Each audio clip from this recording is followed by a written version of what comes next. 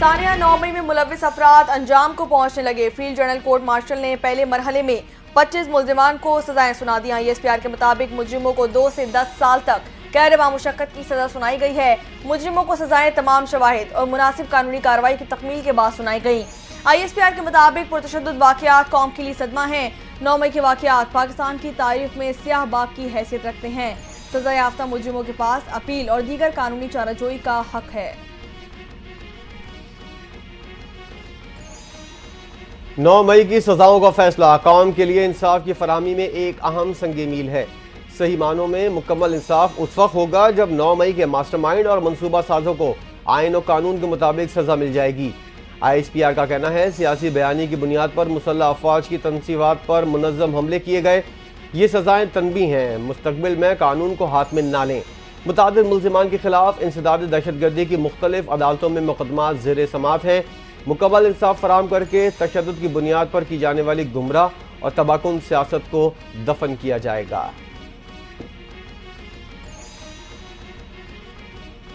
9 मई के मुकदमात में 25 मुल्जिमान को सजाएं सुना दी गई। 9 मई के मास्टरमाइंड को भी सजा होनी चाहिए।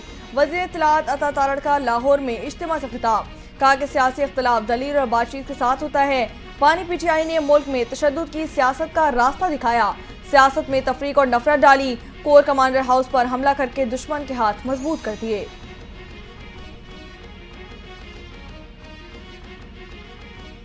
अपोजिशन लीडर उमर अयूब ने फौजी अदालतों की जानिब से सानह 9 मई में मुलविस मुजरिमों की सजाओं के फैसले को मुस्तरद कर दिया। कहते हैं जेर हिरासत अफराद आम शहरी हैं, उन पर फौजी अदालतों में मुकदमा नहीं चलाया जा सकता। सुनाई गई सजाएं इंसाफ के उसूलों के मुनाफी हैं। फौजी अदालतें कानूनी तौर पर रियासत की अदालती ताकत की शराकतदार नहीं हो सकती।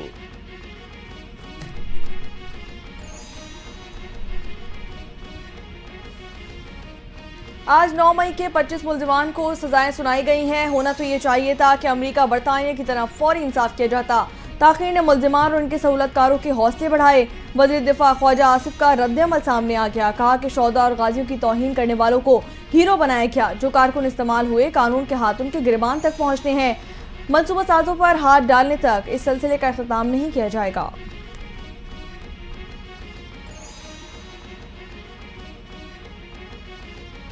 खारजियों के गिरोह की पाक अफगान बॉर्डर से दरअंदाजी की कोशिश नाकाम।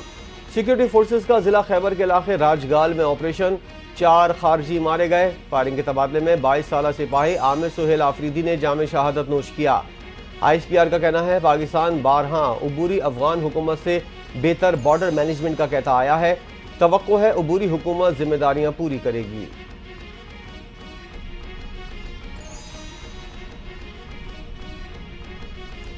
वज़ीर आज़म शहबाज शरीफ और वज़ीर दाखिला मोहसिन नकवी की राजगाल में कामयाब ऑपरेशन पर फोर्सेस को खराज तहसीन। वज़ीर आज़म शहबाज शरीफ का सिपाही आमिर सुहेल आफरीदी की शहादत पर इजहार अफसोस, कहा कि कौम के बेटों की कुर्बानियां हरगिज़ रायगा नहीं जाने दी जाएंगी। इंसानियत के दुश्मनों को मज़मूम अज़ाइम को खाक में मिलाते रहेंगे। वज़ीर दाखिला मोहसिन नकवी ने कहा कि बहादुर सपूतों ने एक बार फिर दहशतगर्दों के मज़मूम अज़ाइम को नाकाम बना दिया है।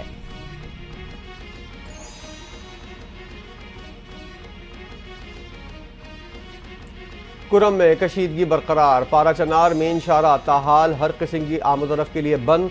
पाक अफगान खुरलाची बॉर्डर पर भी तजारती सरगर्मियाँ मुअत्तल। पारा चनार में अशिया खुरोनोश, अद्वियात, तेल, लकड़ी और LPG की किल्लत पैदा हो गई। शहरियों को शदीद मुश्किलात का सामना। रास्तों की मुसलसल बंदिश से कारोबार ज़िंदगी बुरी तरह मुतासिर। डिप्टी कमिश्नर पारा चनार कहते हैं अमायदीन के दरमियान जिरगे और मुज़ाकरात का सिलसिला जारी है।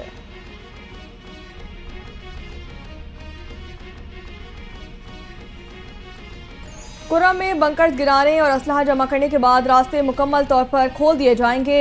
जिले को असलहे से पाक किया जाएगा। खैबर पख्तूनख्वा के मुशीर बैरिस्टर सैफ का बयान, कहते हैं कि अवामी मसाइल का इक़्तिदार है और अमन मुआहदे के बाद मामूलात ज़िंदगी बहाल किए जाएंगे।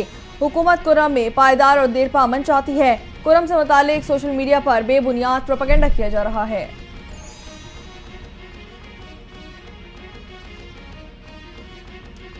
वज़ीर दाखिला मोहसिन नकवी की चेयरमैन कौमी वतन पार्टी आफ्ताब शेरपाव से मुलाकात। बाहमी दिलचस्पी, सियासी उमूर और मुल्की मजमूई सूरत हाल पर तबादला ख्याल। वज़ीर दाखिला ने कुरम में अमन के लिए इक़दाम से आगाह किया। वज़ीर दाखिला मोहसिन नकवी ने कहा एपेक्स कमेटी इजलास में कुरम में क़याम अमन के लिए अहम फैसले हुए हैं। अमन की आबियारी के लिए आखिरी हद तक जाएंगे। कुरम पर किसी को सियासत नहीं करनी चाहिए।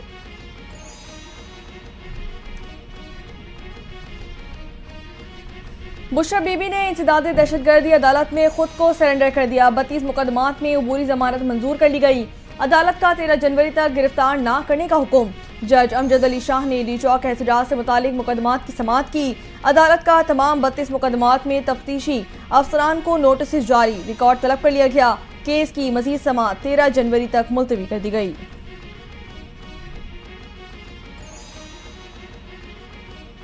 24 नवंबर को डी चौक इस्लामाबाद में पीटीआई के एहतजाज का मामला। पेशावर हाई कोर्ट ने 140 से ज्यादा रहनुमाओं, मेंबरान असम्बली और कारकुनान की राहदारी और हिफाजती जमानत की दरख्वास्तें मंजूर कर लीं। 70 से ज्यादा राहदारी जमानत और 69 हिफाजती जमानतें मंजूर हुई। हिफाजती और राहदारी जमानत हासिल करने वालों में वज़ीर आला पख्तूनख्वा भी शामिल।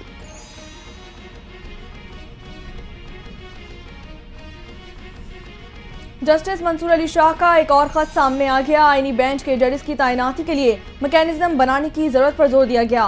कहा कि आईनी बेंच में कितने जजेस हों इसका मैकेनिज्म बनाना भी जरूरी है। जस्टिस मंसूर अली शाह ने इंटेलिजेंस एजेंसी से रिपोर्ट लेने की मुखालिफत कर दी। कहा कि इससे गलत इस्तेमाल का खतरा हो सकता है। जजेस की तैनाती के लिए रूल्स को आइन की हिफाजत के हल्फ के मुताबिक बनाने की तजवीज़ कर दी गई।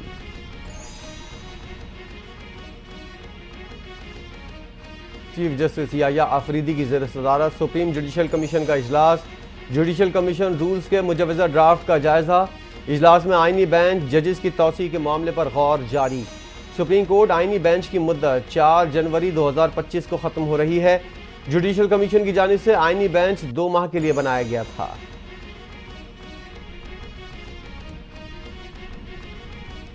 सरकारी मुलाजमीन के अलाउंसेस से मुतालिक सिफारिशात के लिए 8 रुकनी कमेटी तश्कील दे दी गई। वफाकी वज़ीर ख़जाना मोहम्मद औरंगज़ेब सरबराह होंगे। वज़ीर मुमलिकत बराए ख़जाना अली परवेज़ मलिक सेक्रेटरी ख़जाना कमेटी में शामिल कर दिए गए। सेक्रेटरी इस्टेब्लिशमेंट डिवीजन, सेक्रेटरी दिफा खुसूसी कमेटी के मेंबर होंगे, जबकि सेक्रेटरी दाखिला डिवीजन भी खुसूसी कमेटी का हिस्सा हैं।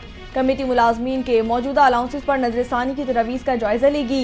नए अलाउंसेस से मुतालिक सिफारिशात भी की जाएंगी। खुसूसी कमेटी की जानिब से सिफारिशात काबीना में पेश होंगी।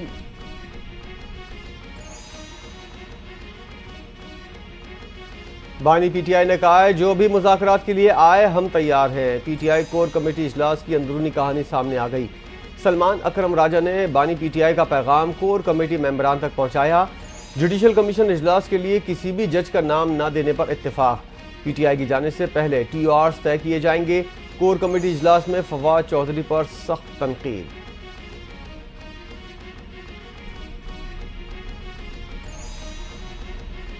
मुज़ाकरात के लिए हमारे दरवाजे खुले हैं, कोई आएगा तो ना नहीं करेंगे। लोगों को पकड़कर नहीं कह सकते कि आए और मुज़ाकरात करें। स्पीकर अय्याज सादिक ने एक बार फिर अपोजिशन को मुज़ाकरात में ताउन की पेशकश कर दी। अपोजिशन की मर्जी होगी तो सहूलतकारी की जाएगी, हुकूमती कमेटी बन जाएगी तो बातचीत आगे चल पड़ेगी।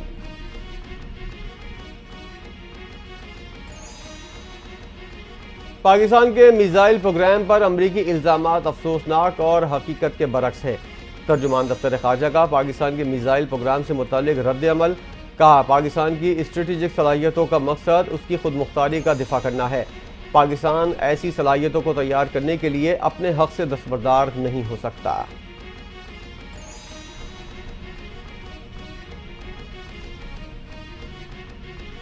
पाकिस्तान के मिसाइल प्रोग्राम पर अमरीकी पाबंदियों का क्रेडिट पाकिस्तान तहरीक इंसाफ को जाता है। इन लोगों ने अमरीका में पाकिस्तान के खिलाफ लॉबिंग की। वफाकी वजीर बराए मनसूबाबंदी एहसन इकबाल की पाकिस्तान तहरीक इंसाफ पर कड़ी तनकीद। बोले कि पाकिस्तान तहरीक इंसाफ ने मुल्क दुश्मन लोगों से हाथ मिलाया। अरियाला जेल में मौजूद शख्स का रवैया इंतशार पर मबनी है। असल चीज ये है कि बानी पीटीआई क्या चाहते हैं।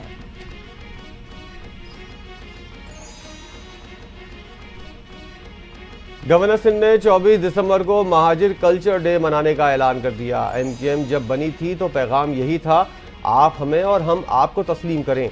चेयरमैन MQM पाकिस्तान खालिद मकबूल सिद्दीकी की मीडिया से गुफ्तगू। बोले MQM बनाने का मकसद सबका हक तस्लीम करने का था। कराची कुशादा दिलों का शहर है। मुख्तलिफ ज़बानों और इलाकों से ताल्लुक़ रखने वाले लोग यहाँ मौजूद हैं।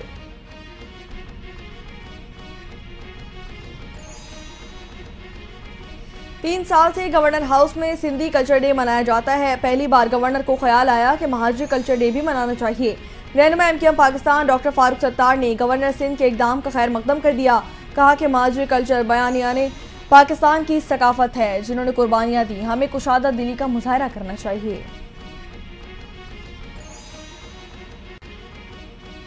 कामरान टिसोरी ने 7 जनवरी को गवर्नर्स कॉन्फ्रेंस बुलाने का ऐलान कर दिया। अंदरूनी और बैरूनी सरमायाकारी में इजाफे, मुल्क की तरक्की और खुशहाली पर गुफ्तगू होगी। गवर्नर सिंध कामरान टिसोरी की पंजाब और पख्तूनख्वा के गवर्नर से मुलाकात, मुल्क की सूरत हाल, मदारिस रजिस्ट्रेशन, पारा चनार के मसाइल और उनके हल पर गुफ्तगू हुई।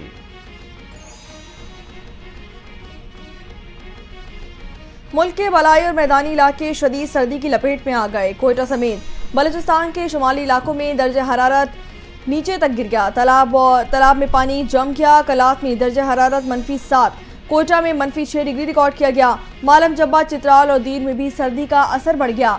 इस्लामाबाद और पेशावर में कम से कम दर्ज हरारत -1 और लाहौर में 4 डिग्री तक पहुंच गया।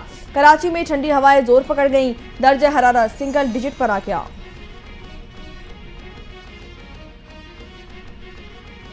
शाम की बका के लिए खतरा बनने वाले दाइश और कुर्द जंगजुओं जैसे दहशतगर्द गुरोहों को ख़त्म करने का वक्त आ गया है। तुर्की के सदर रजब तैयब उर्दवान की सहाफ़ियों से बातचीत। कहा, तुर्किया के लिए खतरा बनने वाले गुरोहों के खिलाफ एहतियाती इकदाम कर रहे हैं। अब वक्त आ गया है शाम में मौजूद दहशतगर्द तंजीमों को गैर मौसर बनाया जाए। हमारे लिए ऐसे किसी भी खतरे को कबूल करना मुमकिन नहीं है।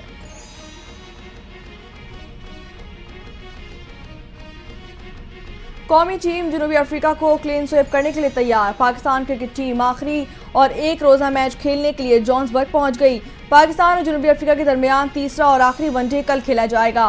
मैच पाकिस्तानी वक्त के मुताबिक शाम 5 बजे शुरू होगा। जनूबी अफ्रीका के फास्ट बॉलर बार्ट मैन घुटने की इंजरी के बायस स्क्वाड से बाहर कर दिए गए।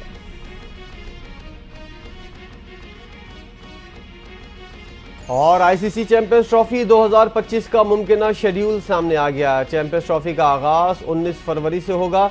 इवेंट का सबसे बड़ा मुकाबला पाक भारत टाकरा 23 फरवरी को न्यूट्रल वेन्यू पर खेला जाएगा। सेमीफाइनल्स और फाइनल्स के लिए रिजर्व डे भी रखा गया है। इवेंट का फाइनल लाहौर में होगा। भारत के फाइनल में पहुंचने की सूरत में फाइनल न्यूट्रल वेन्यू पर खेला जाएगा। कराची का नेशनल स्टेडियम और पिंडी स्टेडियम 3-3 मैचों की मेजबानी करेंगे।